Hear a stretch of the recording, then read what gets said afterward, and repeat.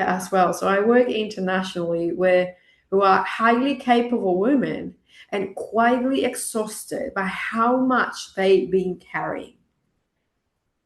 So this work, it's not about performance. You're not going to come here to do more. You're going to come here to learn and understand how to do it in a way that is sustainable, because it's possible.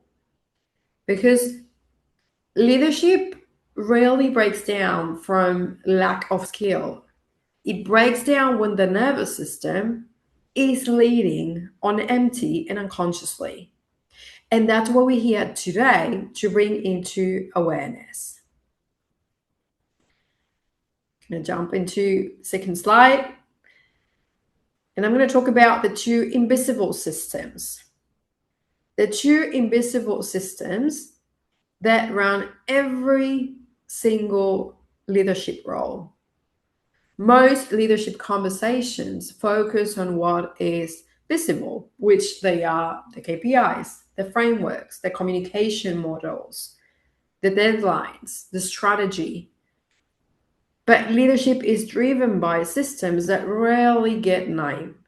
And these two invisible systems are actually running every single organization. So we have the processes and we have the nervous system. And every organization runs on both. So what each system actually controls, its processes tell people what to do, and nervous system determines how people show up while they are doing it. That means, and it looks like, or you can hear as the tone, the pace, if it is a psychological safety place, emotional safety place, pressure, and that's nervous system leadership. And from this to invisible systems, we go to where actually culture comes from. Because if you think about culture, and you probably have somewhere in your office something that says the value, what we value in this organization, or something that says this is a type of culture, this is what we do, this is the things that we don't, about ethics and etc. and etc. But culture isn't built by system, it's built by states.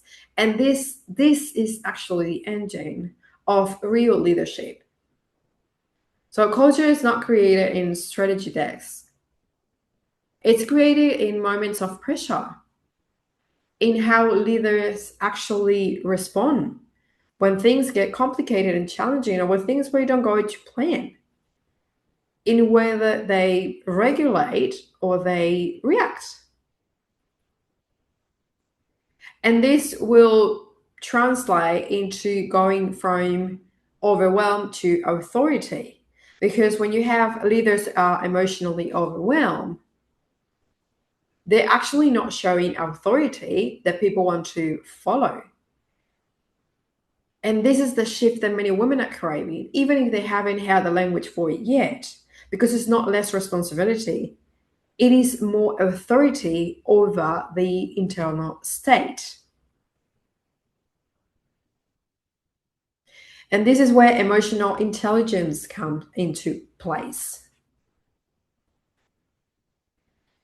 When we see emotional intelligence in action, we see people going from reaction to regulation. So see, reaction creates chaos, creates noise, creates unsafe places. And regulation creates leadership, creates safety, psychological safety places, emotional safety places. Because your nervous system speaks before, way more before than what your words do. And this is the real definition of communication as well. Because communication equals emotional leadership. Someone that can be present, that can hold boundaries, that can speak with clarity, slow pace. Communication is not just what you say. It's the emotional signal that you transmit. It's how you say what you say. So people, they don't respond to arguments. They respond to state.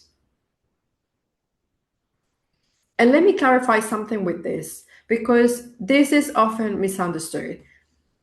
This is not a gender problem. This is not about softness. And it's definitely not about being emotional at work and oversharing. Feminine leadership is nervous system led leadership. It is the capacity to stay regulated even when you are under pressure. It's to read rooms in what's happening without absorbing it.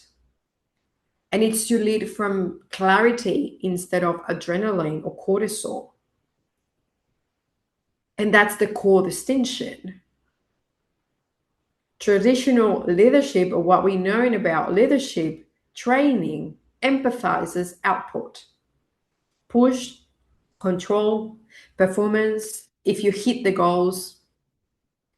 And nervous system led leadership emphasizes coherence. So you see, output relies on force. Coherence creates clarity, consistency, and emotional authority.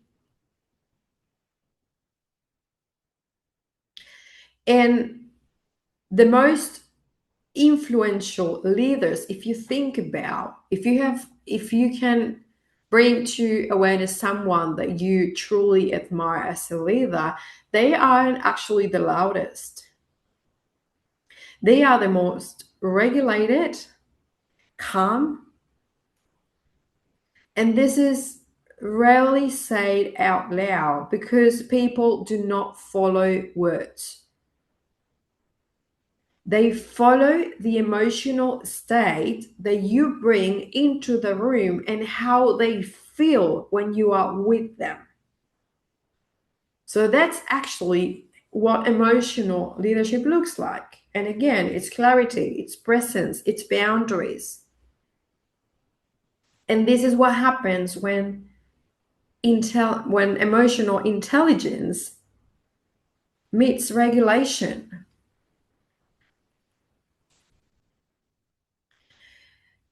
And this would look like because most likely if you're here today because it's something that I say today or something that resonates from my message when I reach out, this is the type of leadership that you can embody. It's not a leadership that drains you. It actually elevates you. And that's the kind of leadership that changes how people respond to you, how people feel around you, how teams move around you, how confident you feel under pressure, even when everything around is a chaos.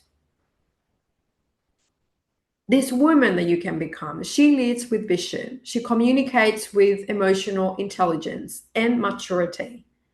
She elevates culture without force. And she leads with authenticity, not exhaustion. Why? Because her presence grounds the room. Her clarity reshapes conversation. Her regulation builds trust. What we're doing here is awareness. But awareness alone doesn't require patterns. So real leadership change when insight meets structure. That's why some women choose to work with me more closely. Not because something is wrong, but because they're not longer willing to lead from survival mode.